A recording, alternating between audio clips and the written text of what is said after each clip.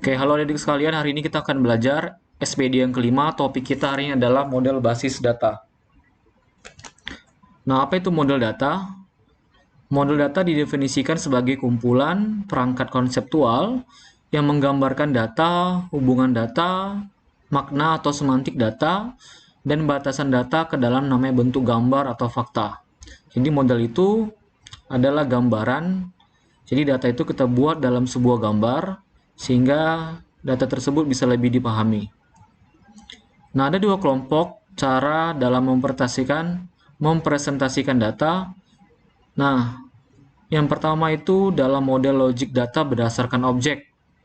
Nah, berdasarkan objek ada bagian-bagiannya. Yang pertama model keterhubungan identitas, model orientasi objek, model data semantik, model data fungsional. Nah, yang kedua berdasarkan record. Tadi kalau yang pertama berdasarkan objek, sekarang yang kedua berdasarkan record. Nah, berdasarkan record ada bagiannya. Yang pertama itu model relasional, model hierarki, model jaringan. Nah, jadi ingat ada dua cara dalam merancang basis data, yaitu model logik data berdasarkan objek dan berdasarkan namanya record. Nah, ada lagi namanya komponen ERD. ERD kepanjangan dari Entity Relationship nama diagram. Nah, bagian-bagian daripada ERD yang pertama itu ada namanya entitas. Nah, entitas itu berarti mewakili satu individu. Simbolnya bentuk persegi seperti ini. Ini kita ada contoh, contohnya entitas itu bisa dosen, mahasiswa, ataupun yang lain. Jadi, satu individu itu juga dikatakan namanya entitas.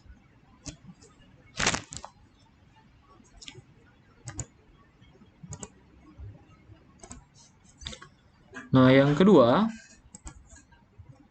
itu ada namanya atribut. Atribut itu bagian atau item dari entitas atau individu yang tadi. Simbolnya itu dia lingkaran yang lebih lonjong. Contohnya ada NIM, ada nama. Contohnya mahasiswa. Nah, entitas daripada mahasiswa dia memiliki atribut ada NIM, ada nama, ada grup.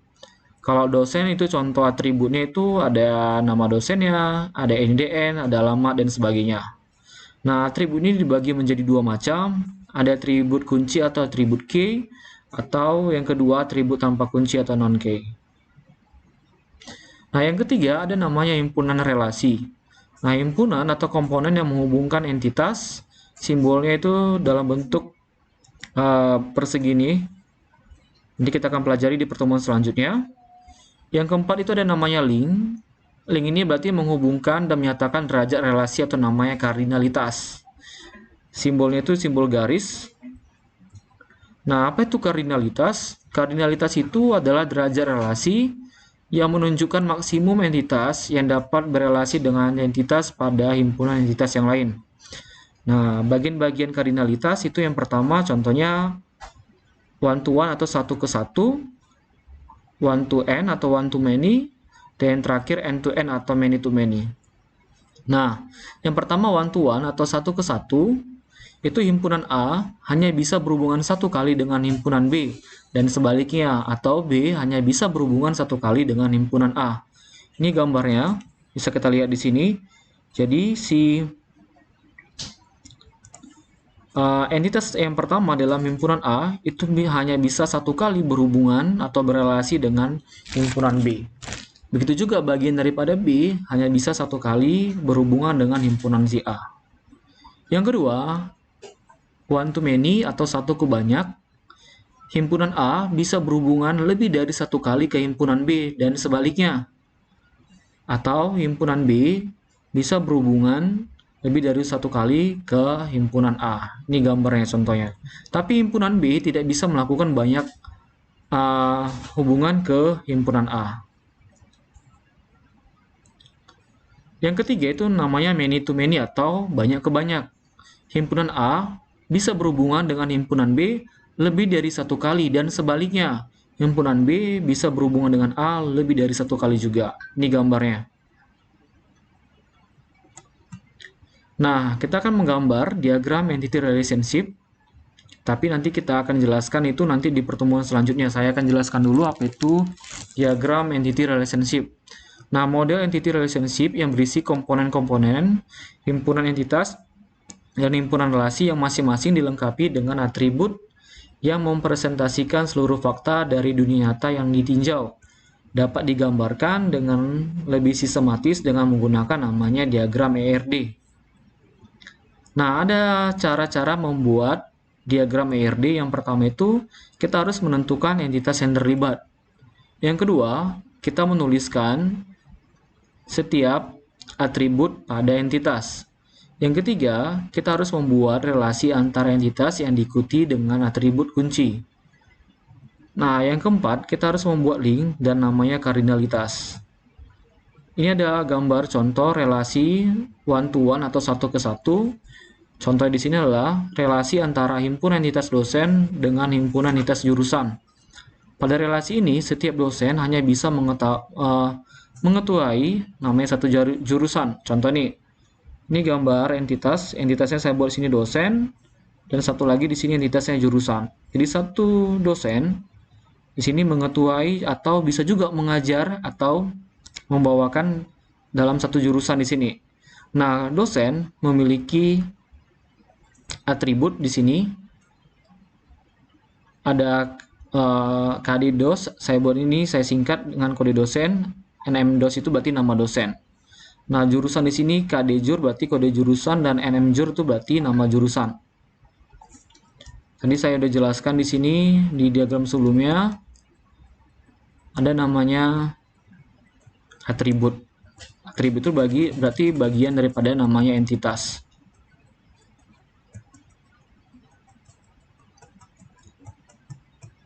Nah, di sini ada relasinya, berarti relasinya di sini nanti mengetuai.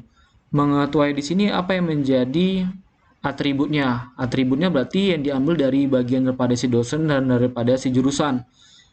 Berarti di sini ada KD dos dan KD jur. Yang kedua itu relasi satu ke banyak atau tadi one to many.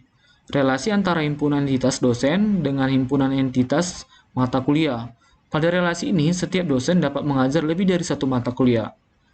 Satu dosen mengajar banyak mata kuliah. Nah, dosen itu atributnya tadi sudah saya jelaskan, ada KD dos dan nama dos atau berarti nama dosen. Mata kuliah itu berarti ada sini KDMK, saya singkat dari kode mata kuliah, dan NMMK itu berarti nama mata kuliah. Nah, apa hubungan antara dosen dengan mata kuliah? Mengajar. Nah, mengajar ini apa atributnya? Kita ambil dari si dosen tadi, ada KD dos, dan kita gabungkan dengan si mata kuliah, berarti kode mata kuliahnya. Ada lagi contohnya, satu siswa, berarti satu mahasiswa belajar banyak mata kuliah. Itu juga contoh relasi satu ke banyak. Maka ada satu objek yang bisa dihubungkan ke banyak objek. Nah, ada lagi namanya relasi banyak ke banyak. Contohnya di sini relasi antara himpunan entitas mahasiswa dengan himpunan entitas mata kuliah. Pada relasi ini, banyak mahasiswa dapat mempelajari banyak mata kuliah. Contohnya mahasiswa, di sini ada mata kuliah. Maka mahasiswa hubungannya di sini mempelajari dengan namanya mata kuliah. Mahasiswa sini entitasnya ada, atributnya ada di sini ada NIM dan ada nama. Biasanya kalau di Medicom ada lagi namanya grup atau namanya jurusan. Kita singkat aja di sini, kita ambil dua contoh NIM dan nama. Mata kuliah tadi ada kode mata kuliah atau saya singkat dengan kode MK, dan NMK berarti nama mata kuliah. Ada lagi hubungan berarti banyak dosen mengajari banyak mahasiswa. Atau kamu boleh buat contoh yang lain yang bisa memiliki contoh-contoh relasi banyak ke banyak. Oke, nanti kita akan lanjutin ini lagi di pertemuan selanjutnya lebih lengkap lagi. Kamu boleh bertanya apabila ada yang mau bertanya. Sekian pelajaran kita hari ini, selamat belajar.